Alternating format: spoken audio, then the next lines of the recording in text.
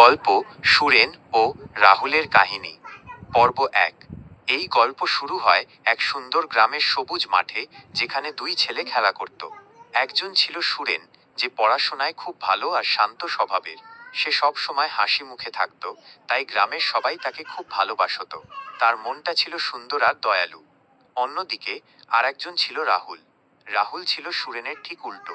সে ছিল খুব রাগী, সবসময় রেগে থাকত আর কারো সঙ্গে মিশত না। তার মুখের ভাব ছিল সবসময় গম্ভীর। গ্রামের সবাই তাকে এড়িয়ে চলত তার রাগী স্বভাবের জন্য। যেন সে গ্রামের মধ্যে থেকেও অদৃশ্য, কেউ তাকে দেখত না বা তার দিকে ফিরেও তাকাত না। একদিন সুরেন মাঠে বসে বই পড়ছিল। হঠাৎ একটি নতুন গল্পের বই দেখে তার চোখ চকচক করে উঠল। সে ভাবছিল, আহ, এই বইটা কত মজার। এমন সময় তার পাশ দিয়ে যাচ্ছিল রাহুল। তাড়াতাড়ি তুমি নাস্তা আমার জন্য করো, ঠিক আছে? আমার অনেক খিদে পেয়েছে। আমি কিন্তু নাস্তা খেয়ে চলে যাবো মার্কেট দিয়ে, যে আমার বই চাষ করতে হবে। তুমি তাড়াতাড়ি নাস্তা তাড়াতাড়ি করো, আমি কিন্তু নাস্তা খাবো, ঠিক আছে? আমি চলে গেলাম। ওকে, আমি নাস্তা করে দেবো। আগে নাস্তা করে আমি খাবো, আমি খেয়ে চলে যাব। আমি গ্রামের দিকে যেয়ে আমার চুড়ি বেচতে হবে। না, নাস্তাটা বানাইতে হবে।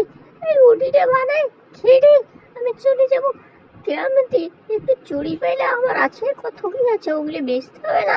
নাস্তাটা হয়ে যেতেছি। কি গরম গরম টেস্ট উঠি রে। কি মজা! এতগুলো খাবার আমি একাই খাবো, ওকে আমি কিছুই দেবো না। কি ভালো লাগতেছে। কাজ কামাই করে তো মত নাই, আর খালি নাস্তা খাবে, হে খাবে। আমি কিছুই দেবো না, আমার এখনই যেতে হবে মাঠের মধ্যে।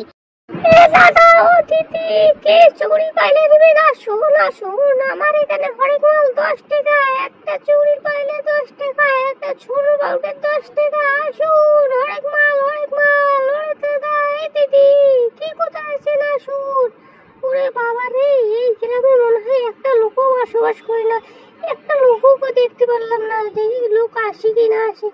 ও দাদা, চলে গেলে আর ফিরে আসবে না।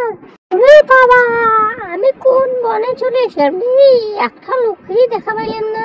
মনে হয় আমার স্বামীকে যে আমি এইভাবে বলছি, ওকে যে আমি নাস্তা দেয়নি, তার জন্য মনে হয় আমি এই জঙ্গলে তো অনেকগুলো বাঘ আছে। ওরে বাবা, আমার তো এখনই বাড়ি যেতে হবে, সন্ধ্যার দিকে হয়ে গেল। এখনই বাড়ি চলে যাই। Please subscribe my YouTube channel.